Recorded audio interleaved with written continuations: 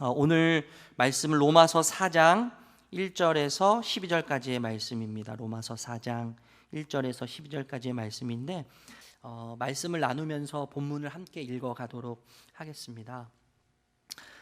여러분, 세상에 공짜가 어디 있어? 라는 말이 있죠. 세상에 공짜가 어디 있어? 이 말은 무슨 뜻이에요?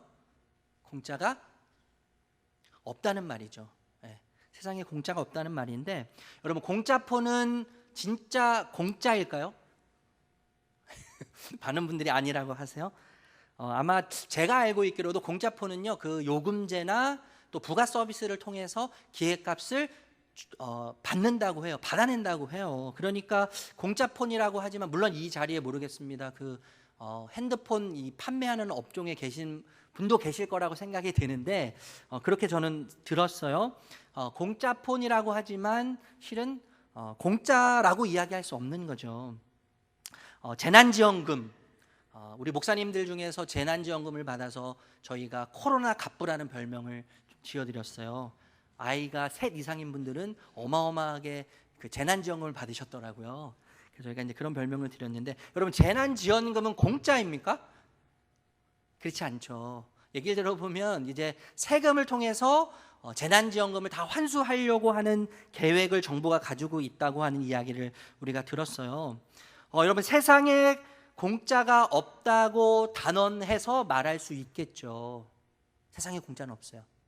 그런데 더 깊이 생각하면 더 단언해서 말할 수 있는 것은 뭐예요? 세상에 분명히 공짜는 있다는 거예요. 네. 왜 그렇게 생각할 수 있어요? 여러분, 내 자신을 보면, 내 자신을 볼 때 나에게 주어진 생명은 공짜죠. 나에게 또 주어진 건강도 공짜예요. 뿐만 아니라 우리가 지금 누리고 있는 시간도 우리 입장에서는 공짜예요. 우리가 어떤 대가나 노력을 하지 않았는데도 불구하고 태어나 보니 생명이 나한테 들어와 있죠. 그리고 건강이 내 몸속에 들어와 있고, 지금 눈을 뜰 때마다 시간이라고 하는 선물이, 공짜가 나에게 매일매일 주어진다는 것이죠. 그래서 여러분, 공짜의 세계는 분명히 있어요. 공짜의 세계는 분명히 있어요. 그것뿐 아니라 우리 인간의 입장에서 하나님의 세계를 생각할 때 하나님의 세계는 완전히 공짜입니다. 하나님의 세계는 다 공짜예요. 네, 다 공짜인데, 오늘 우리가 읽지는 않았지만 로마서 4장 1절에서 12절까지의 말씀이 하나님의 세계는 공짜라고 하는 이야기를 우리들에게 들려주고 있습니다. 1절에서 2절 말씀 읽어보겠습니다. 1절에서 2절 말씀 읽어보겠습니다. 시작. 그런즉 육신으로 우리 조상인 아브라함이 무엇을 얻었다 하리요? 만일 아브라함이 행위로서 의롭다 하심을 받았으면 자랑할 것이 있으려니와 하나님 앞에서는 없느니라. 여러분, 성경을 볼 때마다 굉장히 큰 위안과 위로를 받는데, 그것이 뭐냐면 성경에 나오는 대부분, 아니 어쩌면 모두죠, 모두 등장하는 모든 인물들은 어쩜 이렇게 나랑 똑같을까라는 생각 때문에 위안을 받아요. 어쩜 이렇게 나랑 똑같을까? 나랑 어쩜 이렇게 다를 것이 없을까라는 생각이 우리에게 큰 위로가 되고 우리에게 큰 위안이 됩니다. 그래서 수치스럽고 부끄러운 이야기들로 성경은 가득 차 있잖아요. 여러분, 아브라함도 마찬가지죠. 아브라함도 마찬가지예요. 물론 유대인들이, 이스라엘 백성들이 아브라함에 대해서 우리 조상이다 이렇게 자부심을 갖고 이야기를 하지만, 여러분, 아브라함은 어떤 사람이었어요? 갈대아 우르에서 살면서 아버지 데라를 따라서 아버지의 일을 물려받아서 그것을 행하면서 살도록 운명지어진 사람이 아브라함 아니에요? 여러분, 데라는 달을 숭배했잖아요. 달을 숭배하면서 달의 우상을 만들어서 그것을 파는 장사꾼이었잖아요. 그것을 팔아서 생계를 유지하는, 자녀들을 키우는 그런 일들을 하면서 아브라함도 아버지의 유업을 이어받아서 우상을 만들고 그것을 파는 장사꾼이라고 하는 운명에 놓여질 수밖에 없는 아브라함이었죠. 그런데 어느 날 하나님께서 아브라함에게 나타나셨어요. 그리고 자식을 주겠다고, 자녀를 주겠다고, 후손을 주시겠다고 약속하셨어요. 그럼에도 불구하고 아브라함은 자신의 죽음 이후에 대한 보험을 들죠. 그 보험이 누구예요? 엘리에셀이에요. 자신의 종 중에 한 명인 엘리에셀을 하나님께서 분명히 자손을 주시겠다고 약속하셨음에도 불구하고 자기 후손으로, 상속자로 엘리에셀을 세우죠. 여러분, 그것뿐만 아니었어요. 그것도 부족해서 사라의 종 하갈을 통해서 아들을 낳습니다. 아들을 낳아요. 여러분, 당시 유대인들은 이 복받는 기준, 척도가 뭐라고 생각했냐면 율법 지킴이라고 생각했어요. 율법을 얼마나 내가 행하느냐에 따라서 여호와 하나님께서 나에게 복을 주신다, 이렇게 생각했어요. 그래서 태어날 때 병이 들어서 태어나거나 아니면 물질이 없어서 찌질하게 가난하게 사는 이유는 저 사람이 아니면 저 부모가 하나님의 말씀대로 율법대로 살지 않았기 때문이라고 생각했기 때문에 그들을 다 저주하듯이 비난하듯이 쳐다볼 수밖에 없었죠. 물질의 복을 받는 것, 건강한 것, 장수하는 것을 비롯해서 하나님 앞에 떳떳하게 되는 것도 율법 지킴이라고 생각했어요. 하나님 앞에서 자녀가 되고 하나님의 가족이 되고 뿐만 아니라 의롭게 되는 것도 공로, 나의 행위, 나의 업적이 그렇게 만들어준다고 착각했죠. 이것은 여러분 당시 아주 보편적인 사고방식이었어요. 그래서 아브라함도 행위로, 그의 공로로 말씀을 잘 지켜냈기 때문에 아브라함도 의롭게 하나님께서 여기신다고 생각했죠. 여러분, 사실 오늘도 우리가 그렇게 생각하고 있지 않습니까? 큐티를, 우리 교회는 참 큐티를 강조하는데요, 큐티를 일주일 내내 한 번도 빠지지 않고 잘했어요. 그러면 어때세요? 예배드리러 오면 떳떳해요. 왠지 모르게 뿌듯하고 떳떳해요. 나에게 하나님께서 주신 일이라고 생각하면서 그것을 내가 충실하게 잘냈다고 판단하면 하나님이 너무나 친근하게 느껴지고 하나님 너무나 사랑하게 느껴지고 하나님이 나를 너무나 사랑하신다고 느껴지죠. 그런데 때로는 큐티를 일주일에 한 번밖에 안 했네요. 아니, 전혀 큐티를 못했어요. 아내하고 싸워서 비굴한 인간처럼 느껴지고, 나에게 주어진 사회적 업무와 직무와 가정에서의 직무와 책무를 다하지 못했을 때는 우리 뭘 느끼죠? 아내하고 싸우고 교회 왔을 때 뭘 느껴요? 왠지 모를 하나님에 대한 불편함을 느끼죠. 하나님도 내가 하나님께 불편함을 느끼는 것처럼 하나님도 나에 대해서 불편함을 느끼실 거다라고 우리가 흔히 생각하게 된다는 거예요. 그러니까 하나님이 우리의 행위에 의해서 하나님의 사랑과 하나님의 은혜와 하나님의 일하심이 결정된다고 생각하게 되는 거예요. 이게 뭐예요? 종교죠. 종교예요. 여러분, 유대인들이 여기는 것처럼 만약 공로, 내가 율법을 잘 지켜서 행함으로 의로워진다면 무엇이 문제가 될까요? 나의 행위에 따라 보상하시는 하나님이시라면, 물론 여러분 우리가 뿌린 대로 거두지만 더 면밀하게 하나님 앞에서 생각하면 할수록 우리는 뿌린 것 이상의 은혜를 받고 사는 자들이에요. 우리가 만약에 뿌린 대로 산다면 아마 저부터 죽었을 것 같아요. 이미 죗값을 치러야 되니까 이미 이 자리에 없어야 되는 거예요. 그러니까 우리는 엄밀히 얘기하면요, 우리가 뿌린 대로 사는 게 아니라 뿌린 것 이상의 은혜로 사는 자들이에요. 뿌린 것 이상의 놀라운 하늘의 축복을 받아 누리며 사는 자들이 저와 여러분들인 것이죠. 여러분, 하나님께서 만약에 나의 행위대로, 나의 공로대로 보상하신다면, 그런 하나님이시라면 하나님은 기브 앤 테이크의 하나님이세요. 기브 앤 테이크. 여러분, 기브 앤 테이크는 뭐냐? 뿌린 만큼 거두는 원리죠. 이 세상의 논리잖아요. 세상의 원리요. 여러분, 뿌릴 수 없는 사람은 어떻게 되는 겁니까? 태어나면서부터 장애를 가지고 있거나 태어나면서부터 물질의 축복을 받지 못해서 경제적인 어려움 속에 있는 자들은 뭘 가지고 뿌릴 수 있죠? 그렇게 되면 아마 빈익빈 부익부 현상이 더 지금보다 훨씬 가중되어서 이 세상은 혼란스럽게 될 거예요. 여러분, 하나님이 기브 앤 테이크의 하나님이시라면 하나님은 인간의 행동에 영향받는 분이시죠. 인간의 행위에 의해서 그분의 복이 조정이 되고, 그분의 은혜가 조정이 되고, 그분의 일하심이 변경이 되는, 조정되시는 하나님, 인간의 행위에 의해서 조정되시는 하나님, 인간의 행위에 의해서 움직이시는 아주 얄팍하고 가볍고 작고 초라한 하나님일 수밖에 없을 거예요. 여러분, 다른 가짜 신들과 다를 것이 하나도 없겠죠. 하나님은요. 그렇다면 우리가 하나님을 사랑할 이유가 없어져요. 우리가 하나님을 신뢰할 이유가 없어집니다. 그러면 다행히도 복음은, 하나님은 우리에게 기브 앤 테이크를 말씀하신 적이 없으세요. 오히려 반대죠. 완전히 반대죠. 테이크 앤 기브를 말씀하세요. 테이크 앤 기브. 무슨 말씀입니까?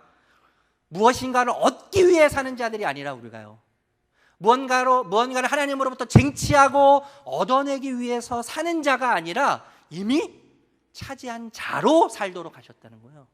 이미 가진 자로 이 땅을 살도록 하시는 거예요. 이게 굉장히 큰 차이죠. 몸과 생명, 자신의 모든 것을 이미 주신 예수님을 소유함으로, 예수님을 소유함으로, 이 땅의 모든 것을 차지함으로 세상의 모든 것을 소유하게 하시고 소유한 자로 주며 살게 하시는 거죠. 여러분, 예수님이 우리 소유이기 때문에 신비한 것이 뭐가 있냐면, 예수님이 우리 소유이시기 때문에 우리가 아무리 구워주고 우리가 아무리 나눠줘도 우리가 아무리 섬겨도 바닥나지 않는다는 거죠. 바닥나지 않아요. 왜냐하면 우리가 소유한 그분은 무한대이시기 때문이죠. 우리가 소유한 그분은 무한대이시기 때문에 물질을 흘려보내도 부족하지 않습니다. 내가 가지고 있는 어떤 것을 흘려보내도 이미 우리는 예수 그리스도를 소유하고 있기 때문에 바닥나지 않는 삶을 우리가 누리고 있는 거예요. 여러분, 아브라함이 행위가 아니면 그러면 어떻게 의롭다함을 받았습니까? 3절 말씀입니다. 3절 말씀 읽어보겠습니다. 시작. 성경이 무엇을 말하느냐? 아브라함이 하나님을 믿음에 그것이 그에게로 의로 여겨진 바 되었느니라. 여러분, 아브라함이 의롭게 된 것은 행위, 공로가 아니라 믿음이라고 이야기해요. 믿음. 그리고 하나님의 약속을 믿음으로 아브라함이 의롭게 되었다고 이야기하죠. 여러분, 의롭게 되었다는 것은 어떤 의미예요? 이 의롭게 되었다는 것은 법적인 용어예요. 법적인 용어. 용서를 선언하는 거예요. 용서를 선언하는 거. 일방적으로 용서를 선언하는 건데, 죄가 없어서 죄가 없다고 죄가 없기 때문에 죄가 없다고 선언하는 것이 아니라 죄가 있음에도 불구하고 죄가 없다고 법적으로 선언하는 것이죠. 죄가 있지만 법적으로는 죄가 없는 것처럼 무죄를 선언하는 거예요. 여러분, 이것은요, 격의 변화죠. 격. 사람마다 격이 있죠. 격. 사람마다 신분이 있습니다. 예수님께서 지금 믿음으로 의롭다고 선언하시는 것은 격의 변화예요. 격. 신분의 변화. 우리의 격을, 우리의 신분을 끌어올려서 하나님의 격으로, 하나님의 신분으로, 하나님의 수준으로 끌어올리시는 거죠. 맞추는 것이죠. 그래서 다른 말로 하면 저는 이렇게 표현하고 싶어요. 하나님의 가족의 일원이 되는 거예요. 하나님의 가족의 일원으로 삼으시는 것이 의롭게 된다는 것이죠. 하나님을 아버지로 모시고 하나님의 아들이신 예수 그리스도를 남편으로 모시고, 여러분, 대통령을 선거로 우리가 뽑지만 대통령을 뭐라고 부르죠? 영부인이라고 하는데, 대통령을 선거로 뽑지만 그 대통령의 부인인 영부인은 선거로 뽑지 않습니다. 남편이 대통령이면 아내는, 부인은 어떻게 되는 거예요? 자연스럽게 영부인이 되는 거예요. 우리 신랑 되신 예수께서 의로운 분이시기 때문에, 거룩한 분이시기 때문에 그분을 나의 신랑으로 믿는 순간 그분의 의가 나에게 선물로 주어지는 거죠. 그분의 거룩함이 나에게 선물로 주어지는 거예요. 이게 뭐예요? 의롭게 됨의 의미예요. 그런데 여러분, 이런 질문이 생겨요. 여러분, 믿음은 나의 의지의 영역이죠. 믿음은 나의 의지의 영역이에요. 믿고 안 믿고는 나의 의지의 영역이기 때문에 믿은 것은 내 공로가 될 수 있지 않겠어요? 내가 믿은 거니까요. 믿고 안 믿고는 내 선택이기 때문에 약속을 받아서 믿었어요. 믿은 건 내가 믿은 거니까 나의 공로라고 우리가 이야기할 수 있을 것 같아요. 맞죠? 여러분, 믿음을 믿음되게 하는 필수 구성 요소가 있어요. 그게 뭐냐면, 첫 번째는 믿음의 대상이에요. 믿음의 대상. 그리고 두 번째는 믿음의 내용이에요. 믿음의 존재와 대상이 없으면 믿음은 형성되지 않습니다. 그리고 믿음의 내용이 없으면 믿음은 발생하지 않아요. 제가 중학교 2학년 때 그 미니 카세트가 굉장히 유행을 했어요. 미니 카세트. 그래서 뭐 일본 제품도 있고 우리나라 제품도 있는데 저희 친구들이 그때는 너무나 대유행이었기 때문에 친구들이 하나씩 다 가지고 있는 거예요. 저는 이제 가난해가지고 그것을 갖기가 너무 어려워서 아버지한테 한참을 이제 쫄라대고 부탁을 아버지께 드렸더니 아버지께서 저에게 쪽지를 하나 써주셨어요. 쪽지를 하나 써주셨는데 그 쪽지의 내용이 뭐냐면 중학교 3학년 첫날에 미니 카세트를 사주겠다는 내용이었어요. 거기다 이렇게 사인을 하시고 저한테 그걸 주셨어요. 제가 어떻게 했겠어요? 그것을 찰떡같이 믿고 반을 접어서 제 안주머니에 넣어놓고 중학교 3학년 첫째 날이 되는 날까지 그것을 고이 간직했다가 아버지께 딱 내놨죠. 그리고 저는 카세트를 받았습니다. 여러분 생각해 보세요. 제가 아버지가 중3이 되는 첫째 날에 카세트를 사주실 거라고 생각해서 혼자 스스로 생각해서 믿고 있다고 해도 카세트는 절대 생길 일이 없는 거예요. 제 믿음은 뭐예요? 가짜죠, 가짜. 왜요? 믿음의 대상이 없고 믿음의 내용이 없기 때문인 거예요. 여러분, 우리가 아무리 무언가를 믿고 싶어도 믿음의 대상이 없고 믿음의 내용이 없다면 우리의 믿음은 다 가짜가 되고 마는 것이죠. 하나님께서 믿음의 대상이 되시고 약속을 통해서 믿음의 내용을 우리에게 주실 때 우리의 믿음이 되는 거예요. 그래서 여러분, 우리의 믿음은 내가 믿었기 때문에 나의 공로라고 큰소리 치면서 이야기할 수 없죠. 공로가 아니에요. 우리가 한 것은 선택일 뿐이죠. 선택일 뿐이에요. 그리고 이 믿음은 하나님의 선물이고 하나님의 은혜입니다. 여러분, 하나님을 믿는 나의 믿음이 그래서 대단한 게 아니에요. 내가 하나님을 믿고 약속의 말씀을 믿는 것이 내 공로가 아니에요. 공로가 될 수 없어요. 오히려 눈으로 봐도 의심을 품는다. 만져보고도 믿지 않는 나로 하여금 믿게 하시는 하나님이 위대하신 거죠. 그리고 그 하나님이 위대하신 거예요. 내가 믿어서 내 믿음이 위대한 게 아니고 만져도 못 믿고 봐도 못 믿는데 받아도 그것을 의심하는데 그런 나로 하여금 하나님을 고백하게 하시는 하나님, 하나님에 대한 믿음을 고백하게 하시는 하나님, 하나님의 일하심을 고백하게 하시는 하나님, 나의 고백을 불신 속에서 나의 믿음의 고백을 받아내신 그 하나님이 너무나 위대하신 거죠. 그 하나님이 너무나 위대하신 거예요. 그래서 하나님이 어떤 분인가를 우리가 끊임없이 알아야 합니다. 4절 5절 말씀 읽어볼게요. 4절 5절 말씀 읽어보겠습니다. 시작. 일하는 자에게는 그 삭시 은혜로 여겨지지 아니하고 보수로 여겨지거니와 이를 아니할지라도 경건하지 아니한 자를 의롭다 하신 이를 믿는 자에게는 그의 믿음을 의로 여기시나니. 여러분, 일하는 자에게 삭스를 주는 것은 너무나 당연한 것이죠. 대가를 주는 것은 너무나 당연한 것이지만, 그렇지만 일하지 않았음에도 불구하고 대가를 받고 보상을 받고 삭스를 받는다면 의로운 것이 하나도 없음에도 불구하고 하나님께서 일방적으로 의롭다고 믿음을 주셔서 말씀을 하시고 약속을 주시고 믿음의 대상인 자신을 가르치시면서 보여주시면서 하나님을 믿도록 하신 것은 대단한 선물인 거죠. 이게 진짜 복인 거죠. 이게 진짜 복이에요. 진짜 복인 거예요. 그래서 여러분, 목에 힘을 주어서 내가 믿음 생활을 잘하는 것 같을 때, 내가 말씀을 잘 따라가는 것 같을 때, 내가 말씀대로 잘 사는 것 같을 때 목에 힘을 주어서 소리치면서 자랑할 수 없는 거죠.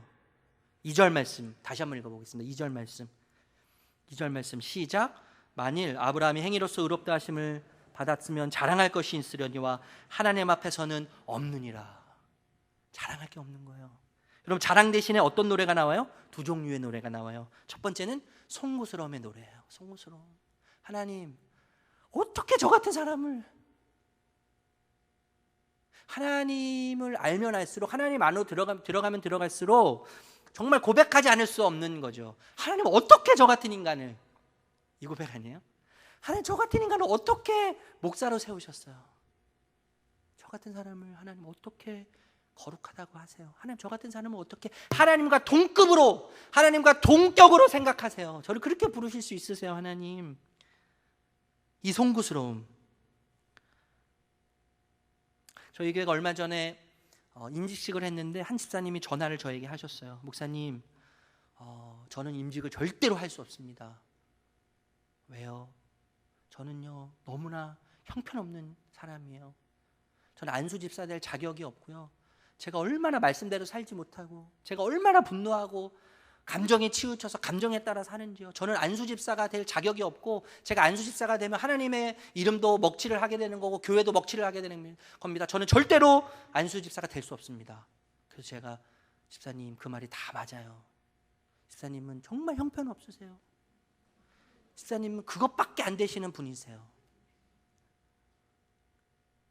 집사님 주제에 무슨 안수 집사입니까?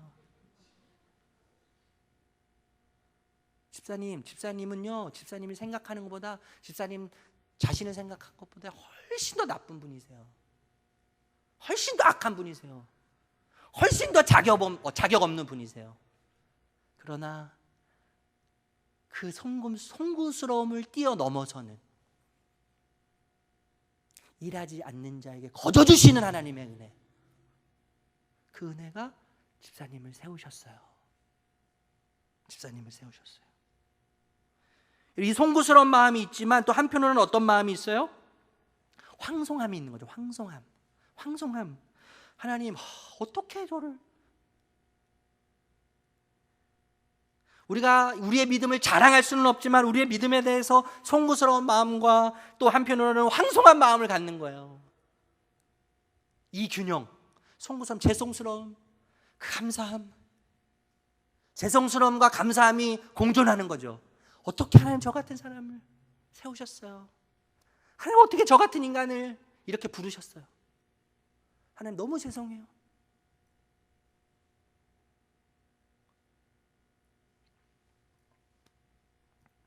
그런데 하나님 너무 감사해요. 여러분, 이 송구스러움과 감사에만 이 황송함의 균형을 유지하는 게 뭐예요? 성화예요. 성화. 예수님을 닮아가는 성화. 송구스러움과 황송함의 이 마음이 늘 균형을 맞추는 게 성화예요. 여러분, 송구스러움을 너무 치우치면 어떻게 돼요? 자격지심에 빠지죠. 내 주제에 뭘. 송구스러움에 지나치게 빠지면 균형이 깨지고 송구스러움에 빠지면 자격지심에 빠지는 거예요. 황송함에 빠지면 어떻게 돼요? 균형이 한번 깨져서요, 우월감에 사로잡히는 거죠. 우월감. 여러분, 제가 공짜로 계속 말씀드리는데, 여러분, 공짜의 의미는 두 가지죠. 첫 번째는 정말 가치가 없기 때문에 공짜로 줄 수 있어요. 진짜 값을 매길 수 없기 때문에, 너무나 낮기 때문에 공짜로 줄 수 있죠. 그런데 이 땅에 어떤 것으로도 가치를 매길 수 없기 때문에 공짜로 누리는 것들이 있는 거예요.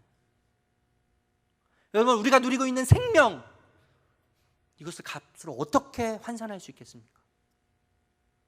우리가 누리는 건강, 어떻게 값으로 환산할 수 있겠어요? 우리에게 주신 가정, 우리에게 주신 남편, 아내, 자녀들, 우리가 지금 호흡하면서 들이마시고 있는 이 공기, 산소, 여러분 어떻게 값으로 환산할 수 있겠어요? 환산할 수 있겠어요? 여러분, 우리 입장에서는 모든 게 다 하나님에게는 공짜죠. 하나님께서 우리에게 주시는 것은 다 공짜예요. 하나님의 가족이 되는 자격, 여러분 자격이 진짜 없기 때문에 자격이 없다고 말씀하시는 걸까요? 거룩하신 그분이, 만왕의 왕 되신 그분의 자녀가 되고 가족이 되는 일에 어떻게 자격이 없을 수 있겠어요? 어떻게 기준이 없을 수 있겠어요? 너무 가벼운 것이기 때문에 기준과 조건이 없는 것이 아니라 그 자격을 충족시킬 사람이 없기 때문에 무자격인 거죠. 그 기준을 충족시킬 사람이 아무도 없기 때문에 무기준인 거예요, 하나님 입장에서는. 그런데 여러분, 우리가 기억해야 될 게 뭐냐 하면, 우리 입장에서는 공짜지만 하나님의 입장에서는 값을 다 치르셨다는 거예요. 우리에게는 공짜예요. 그런데 하나님의 입장에서는 이미 그 값을, 우리가 받고 누리는 모든 것의 값을 치르셨어요. 예수님이 화복 제물로 자신을 드리셨어요. 우리가 누리고 있는 공짜의 값은 예수의 생명값이에요. 예수의 생명값. 그 예수의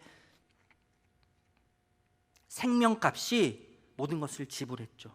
자격과 조건을 충족시키셨어요. 내 모든 불의를 예수님이 가지고 가셨어요. 그리고 예수님의 의를 나에게 전달해 주셨어요. 그래서 이것을 뭐라고 이야기해요? 위대한 교환이라고 이야기해요. 위대한 교환. 위대한 교환 때문에 지금 저와 여러분들이 이 자리에 서 계시는 거죠. 여러분 그분이 우리를 의롭다고 하시는 일에는, 그분이 우리를 의롭다고 하시고 그분이 우리를 가족 삼는 일에는 너무나 완벽해요. 그래서 무엇을 더할 필요도 없어요. 무엇을 더할 필요도 없어요. 그리고 무엇을 뺄 필요도 없어요. 그분이 하신 일이 너무나 완벽하기 때문에, 그분이 우리를 그의 가족으로 삼고 그분처럼 우리를 의롭게 하시는 일에는 너무나 완벽하기 때문에 더하거나 뺄 필요가 없다는 거예요.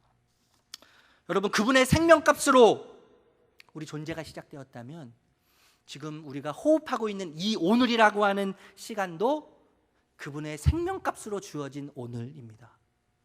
그냥 그저 그런 오늘이 아니죠. 그분의 생명값으로 주어진 오늘이에요. 여러분, 그렇다면 오늘을 위대하게 사는 길은 뭐죠? 오늘을 위대하게 사는 길, 무언가를 많이 남기고 무언가를 축적하고 이름을 드러내고, 물론 좋죠. 그런데 이런 관점에서 오늘을 위대하게 사는 길은 무엇을 하든 어디에 있든 희생과 섬김으로 오늘이라는 시간을 주신 그분과 동행하며 나를 위해 희생하신 그분을 닮아 희생하고 섬기는 삶이 가장 위대한 삶이라고 저는 확신합니다. 그게 진짜 위대한 삶이에요. 무언가를 많이 남기는 것보다, 무언가를 더 축적하는 것보다, 무언가를 더 쌓는 것보다, 무언가를 더 쟁취하는 것보다 예수님, 나를 위해 희생하신 그 예수님을 닮아서 그분과 함께 동행하면서 그분처럼 그분을 닮아 섬기고 희생하는 삶, 그것이 정말 위대한 삶이죠. 그런데 여러분, 어두움의 세력이 있어요. 어두움의 세력이 우리에게 가장 효과적인 무기를 우리에게 이제 드러내는데, 그것이 뭐냐면 하나님의 선언, 의롭다고 하시는 하나님의 선언에 대해서 우리의 눈을 돌리게 하는 거예요. 우리의 눈을 돌리게 하고 우리의 길을 막게 해요. 그래서 제가 좀 전에 말씀드렸던 것처럼 자격지심에 빠져요. 우월감에 빠져요. 어쨌든 여러분, 아브라함은 믿음으로 의롭게 되었습니다. 여러분, 믿음으로 의롭게 되었다는 것이 얼마나 큰 신비이고 얼마나 큰 복인지 여러분 조금이라도 느끼실 수 있다고 저는 생각해요. 아브라함이 믿음으로 의롭게 되었고, 다윗도 마찬가지죠. 다윗. 이스라엘 백성들에게 두 사람의 가장 위대한 인물을, 조상을 뽑으라면 아브라함과 다윗이죠. 아브라함이 믿음으로 의롭게 되었을 뿐만 아니라 다윗도 믿음으로 용서를 받아서 의롭게 되었다고 이야기합니다. 6절에서 8절 말씀 읽어보겠습니다. 6절에서 8절 말씀 읽겠습니다. 시작. 일한 것이 없이 하나님께 의로 여기심을 받은 사람의 복에 대하여 다윗이 말한 바, 불법이 사함을 받고 죄가 가려짐을 받는 사람들은 복이 있도다. 주께서 그 죄를 인정하지 아니하실 사람은 복이 있도다 함과 같으니라. 여러분, 다윗도 얼마나 형편없는 사람이었습니까? 아브라함과 다를 것이 없고 우리랑 다를 것이 없어요. 자신의 지위와 권력을 이용해서 부하의 아내를 탐내죠. 그래서 간음죄를 저지르잖아요. 그 부하는 전장에 맨 앞에 몰아놓고, 그리고 교사 살인죄를 명령해서 그 부하를 죽게 만들지 않습니까? 이런 파렴치한 인간이 어디 있습니까? 그런데 그런 다윗도, 이렇게 악질인 다윗도 믿음으로 용서받고 의로운 사람이 되었다고 이야기하는 것이죠. 여러분, 제가 지금 계속해서 말씀드리는 게 믿음이 행위보다 탁월함을 이야기하고 있어요. 이걸 놓치시면 안 돼요. 논지가 이거예요. 믿음이 우리의 공로보다 탁월하다. 하나님이 주시는 믿음은 은혜인데 하나님의 은혜가 우리의 어떠함보다 훨씬 탁월함을 제가 계속해서 말씀드리고 있어요. 여러분, 믿음과 은혜를 다른 말로 하면 복음이라고 이야기할 수 있죠. 복음. 그러니까 복음이 우리의 어떠함보다 훨씬 강력한 겁니다. 복음이 우리의 어떠함보다 훨씬 강력한 거예요. 뿐만 아니라 9절에서 12절에도 복음의 탁월성을 이야기합니다. 읽어보겠습니다. 9절에서 12절 말씀 같이 읽겠습니다. 시작. 이 복이 할례자에게냐 혹은 무할례자에게도냐? 무릇 우리가 말하기를 아브라함에게는 그 믿음이 의로 여겨졌하노라. 그런즉 그것이 어떻게 여겨졌느냐? 할례시냐 무할례시냐? 할례시가 아니요 무할례시니라. 그가 할례의 표를 받은 것은 무할례시의 믿음으로 된 의를 인친 것이니 이는 무할례자로서 믿는 모든 자의 조상이 되어 그들도 의로 여기심을 얻게 하려 하심이라. 또한 할례자의 조상이 되었나니 곧 할례 받을 자에게뿐 아니라 우리 조상 아브라함이 무할례시에 가졌던 믿음의 자취를 따르는 자들에게도 그러하니라. 여러분, 이스라엘 백성들은 남자애가 출생하면 8일 만에 뭘 해야 됐어요? 할례를 받아야 됐죠. 여러분, 할례는 이스라엘 백성들에게 영적이고 정신적이고 민족적이고 국가적인 정체성이에요. 그래서 그것이 전통적으로 대대로 내려오면서 모든 남자아이는 할례를 꼭 받아야만 했죠. 그리고 그것이 문화가 됐어요. 그런데 여러분, 생각해야 될 것이 뭐냐면 아브라함이 의롭다함을 얻기 위해서 할례를 받은 것이 아니라는 거예요. 이스라엘 백성이 의롭다는 하나님의 백성이 되기 위해서 전제 조건으로 할례를 받아야 된다는 것을 말하지 않아요. 이미 하나님의 백성이기 때문에 할례를 받아야 되는 거죠. 여러분, 우리가 세례를 받는다고 구원받는 게 아니잖아요. 하나님의 가족의 일원으로 하나님의 가족이 되었기 때문에 상징적으로 세례를 우리가 받는 것이죠. 그래서 여러분, 의의 백성으로 세례를 받는 거예요. 믿음으로 의롭게 되고 의의 백성이 되는 거예요. 우리의 공로가 아니에요. 우리의 어떠함이 아니에요. 그래서 여러분, 복음이 전통보다 탁월한 겁니다. 우리 교회도 이제 10년이 지나면서 우리 안에 있는 여러 신앙적인 종교적인 전통들이 생기기 시작했습니다. 그렇게 안 하면 안 될 것 같은 전통. 그러나 우리가 기억해야 돼요. 복음이 우리 교회의 전통보다 훨씬 우월해요. 탁월해요.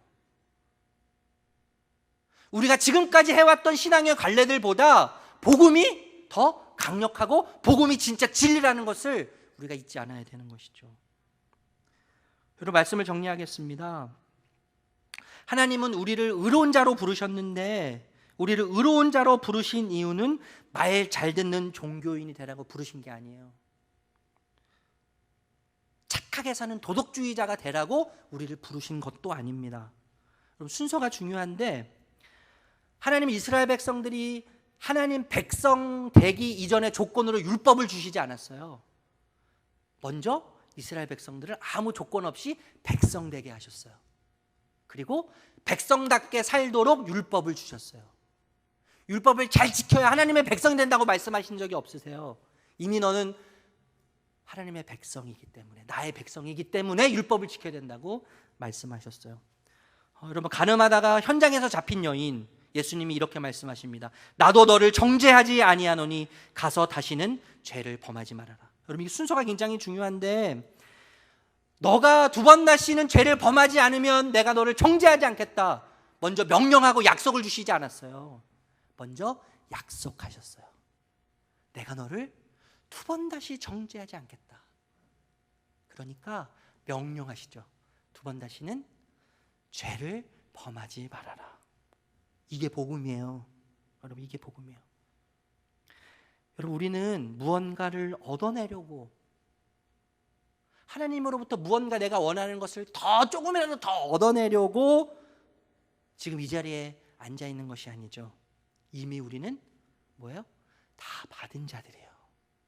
예수를 받음으로, 예수를 소유함으로 우리는 이미 다 받은 자들이에요.